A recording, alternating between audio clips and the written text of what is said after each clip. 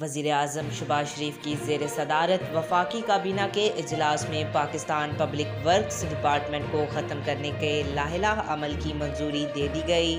وفاقی کابینہ کے اجلاس میں طے کیا گیا وفاقی ترقیاتی منصوبوں کی نگرانی کے لیے پاکستان انفراسٹرکچر ڈیولپمنٹ کمپنی بنائی جائے گی، جبکہ پاک PWD کے عملے کی درجہ بندی کے بعد متعلقہ وزارتوں میں منتقلی کی جائے گی۔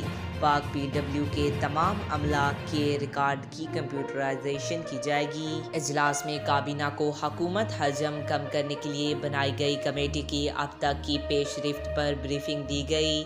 بریفنگ میں کہا گیا ہے کہ غیر ضروری ادارے بند کرنے اور رائٹ سائزنگ کے لیے معلومات حاصل کی جا رہی ہے۔ کابینہ اجلاس کے بعد جاری کردہ اعلامیے میں بتایا گیا ہے کہ کمیٹی متعلقہ وزارتوں کی مشاورت سے تجاویز کابینہ کو اگست کے پہلے ہفتے تک پیش کرے گی۔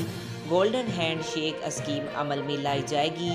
اجلاس میں قانونی طور پر رہائش پذیر افغان مہاجرین کے POR کارڈز کی مدت میں 1 سال توسیع کی منظوری کا فیصلہ کیا گیا ہے۔ وفاقی کابینہ نے اقتصادی رابطہ کمیٹی کے 27 جون کے اجلاس میں کیے گئے فیصلوں اور سرکاری ملکیتی اداروں کے حوالے سے کابینہ کمیٹی اجلاس میں کیے گئے فیصلوں کی توثیق کی۔ آج تک کے لیے اتنا ہی۔ مزید ایسی معلوماتی ویڈیو دیکھنے کے لیے ہمارے چینل کو سبسکرائب کریں۔